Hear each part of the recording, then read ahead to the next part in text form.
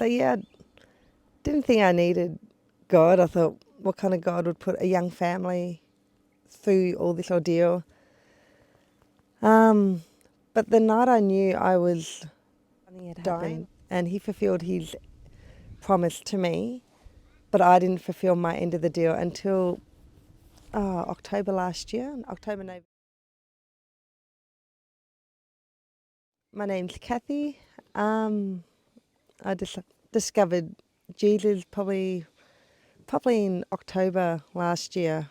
From the age of 23, I got the first signs of MS, and it was pretty negative, pretty down, and thought what kind of God would give a young person in the prime of their life. First, like married at 22, 6 months later, first signs of MS at 23 and 25, full-blown MS. Yeah, discovering Jesus has been a big thing for myself and my husband. We kind of didn't think we needed him, and we're doing life okay as a couple, as a family.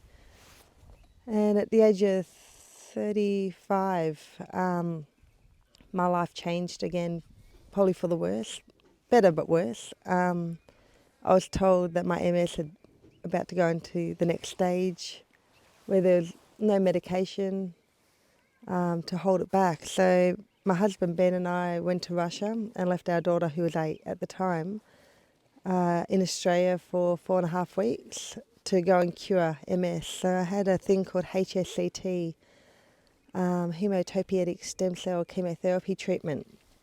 And it's where they take your own stem cells out of your body, harvest them, kind of polish them up, I suppose you say, put them in dry ice, and give you 6 months of chemo in 4 days. They then, Wow. yeah, it was pretty full on. But it was something I knew I had to have to be able to enjoy life the best I could. And then they put the stem cells back in my body after the chemo, and it worked. I felt sparky again. I could feel my side of my body, my face, my hands.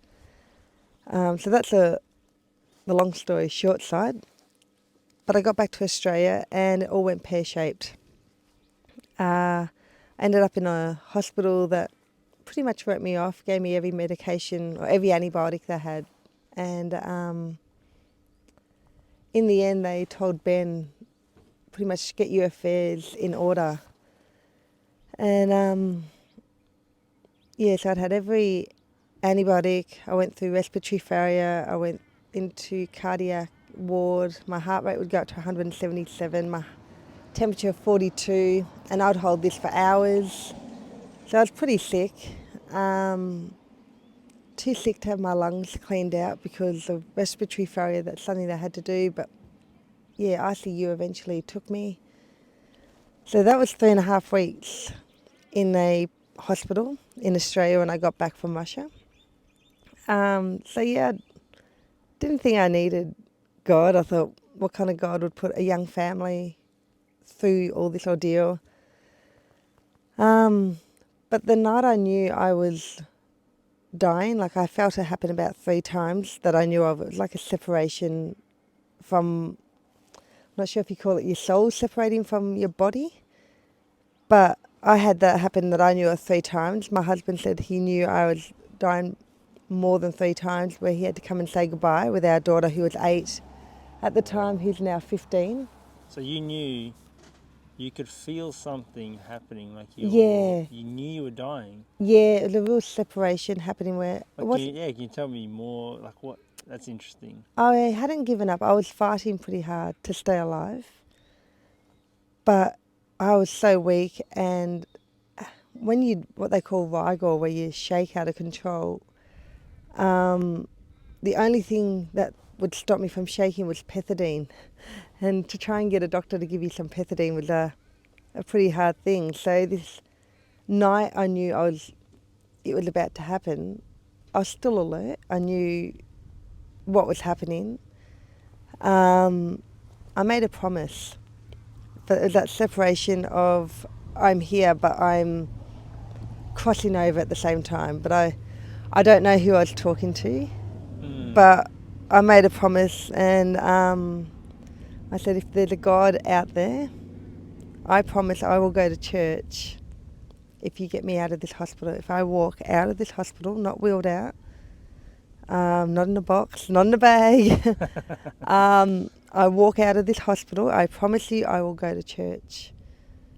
And here I am. He fulfilled, I actually felt a change, like the inner peace, but I knew something had happened, and he fulfilled his promise to me, but I didn't fulfill my end of the deal until October last year, October, November, so about 7 years later. Yeah, right. And I woke up one morning and said to my husband, I'm going to church. Okay, have fun with that. Off you go. And I thought I'd found the right church.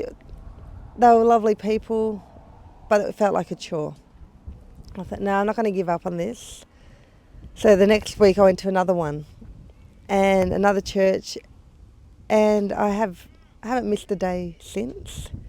There's something about this church that was my family now. The inner peace that I found from attending church.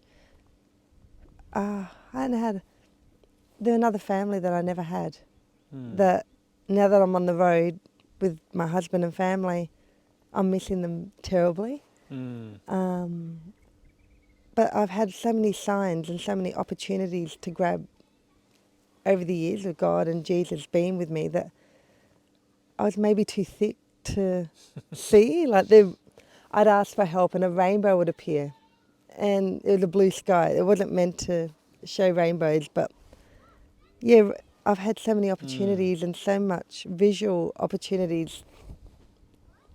Yeah, it's been a long journey, but to say now that I'm a Christian, I'm stoked. It's the best thing I've ever found, and it's free. To have that inner joy, the inner peace, and it hasn't cost a thing. I don't need anything now in my life other than Christ. It's really been a life-changing thing for our family. Wow.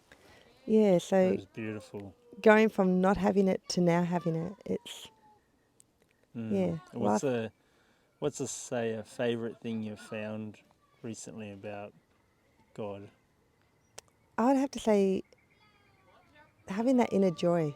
It's a really, just having peace, not having, little things don't seem to worry me anymore. I know if I can't get through the day, if I say a prayer, I feel, yeah, I've got someone behind me all the time. I can get through this. That's Yeah. very cool. Beautiful. Thanks for sharing your story. Thank you. Really appreciate it, and so glad we caught up. Yeah, you too.